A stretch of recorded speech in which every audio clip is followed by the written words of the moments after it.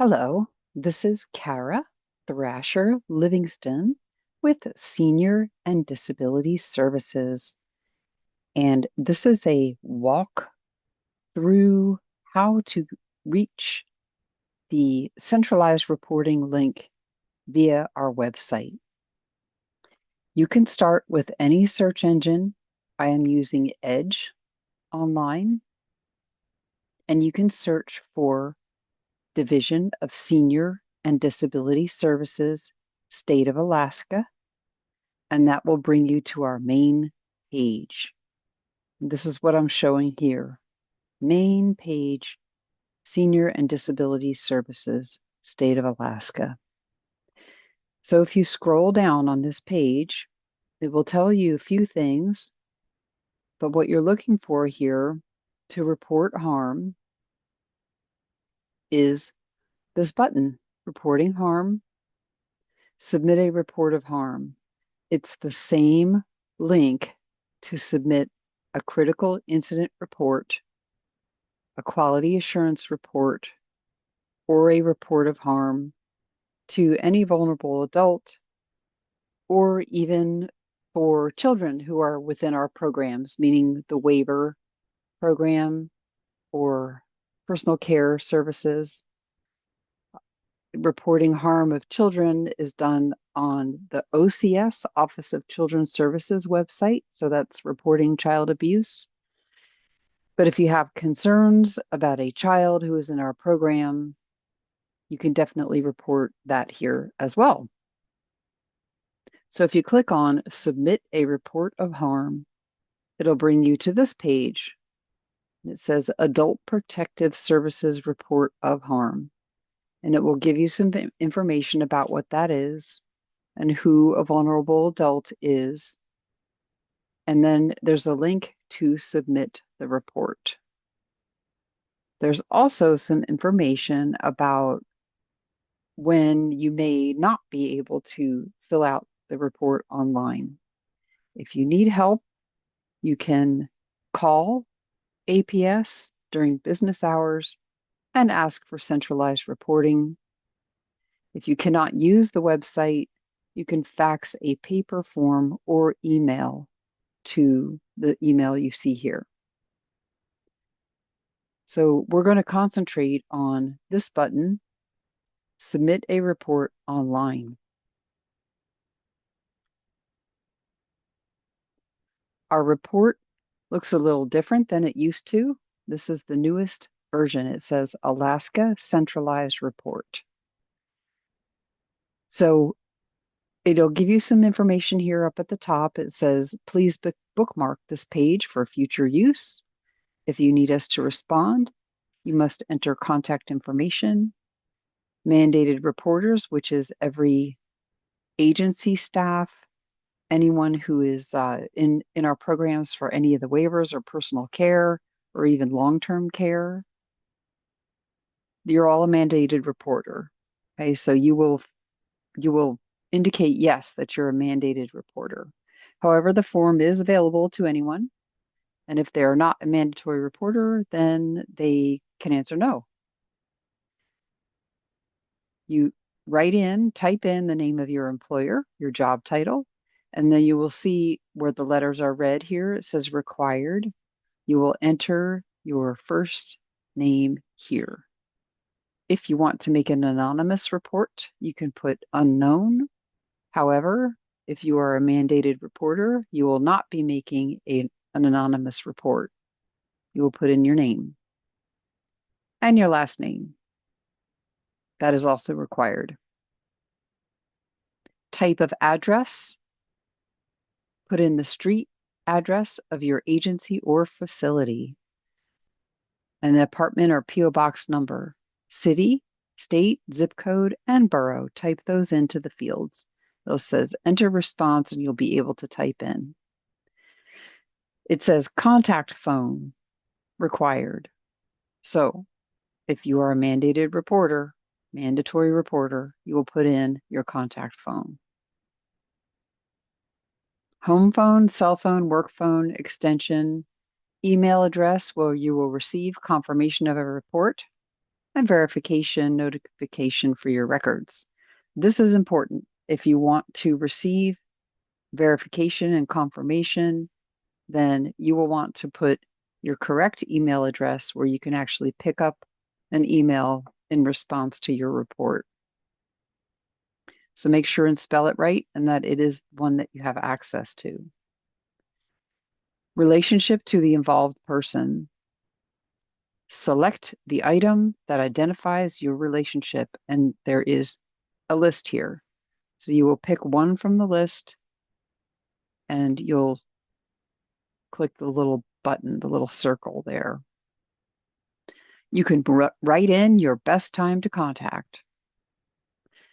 The date incident became known to you, the reporter, is required. So you will enter the date you learned of this incident. And it says reporter requested notification. So if you want notification, you will hit yes. As a mandatory reporter, you will almost always hit yes. You want to be notified that the report was received. Next section is about what caused you to fill out a report on the involved person. If anyone else saw the incident happen, you'll need to add their contact information to the other participants section. So this means that there's anybody else involved or has awareness of it, being as they were there when it happened, you will enter them as well. Incident date and time, and the location is another required field. Write it in. Agency or facility name where the incident happened. If there's a phone number associated with that, you can put that in. The address, the city, state, and zip code, and borough. You can write all those in. Was law enforcement involved? You would click the button that matches your understanding of what happened and if there were law enforcement involved. What is the result of this incident? You can click which circumstances came about because the incident happened.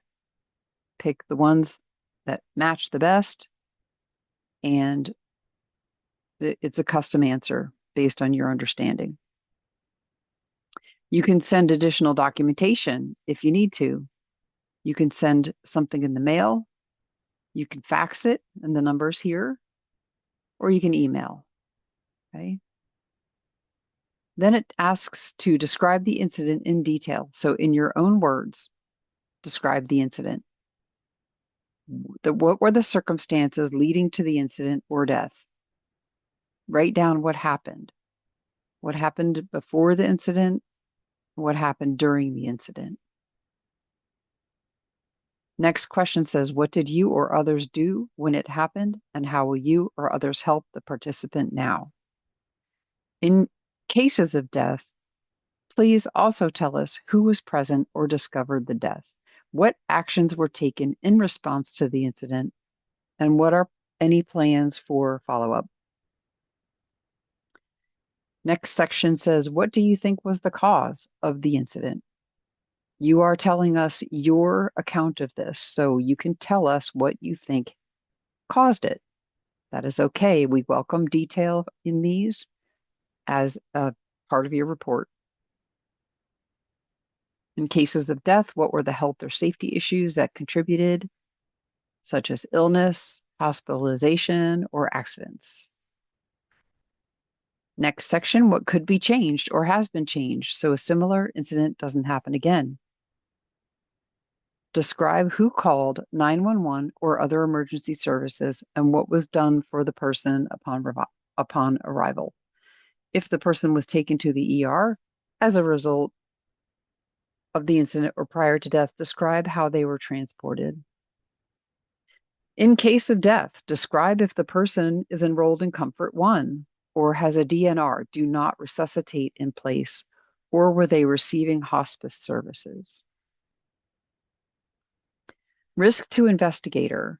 This means that if somebody was to come out and investigate that, we would like to know if there's any weapons, dogs, environmental, or other hazards at this location. Click yes, no, or unknown. If you have clicked the add link and the page doesn't open, then that means you have pop-up blockers on. Turn off the pop-up blockers in your browser, okay? So you can add new by clicking the purple button, and it will allow you to add another victim or person of concern or whoever this happened to, okay? It is using language that is usually used with adult protective services, which is fine.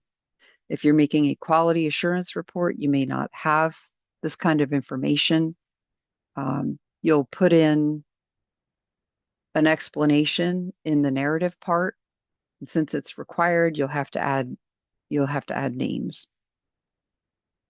Okay, so if there's a QA concern, you'll have to add a name to it here, even if it's your own name. Alleged perpetrators, in the case of a critical incident or abuse, neglect, or harm of a vulnerable adult. Okay, who is the perpetrator or more than one? And other participants would be if there are other people involved in this incident or report that you want to enter their names, so we're aware of that. You are able to upload or attach electronic documents related to this web intake. And if you hit browse, it will go search your documents in your computer and you can pick the correct ones. If it doesn't work, that means that you have pop-up blockers on. You need to turn them off so it can work. And then it says, thank you for completing a centralized web intake report.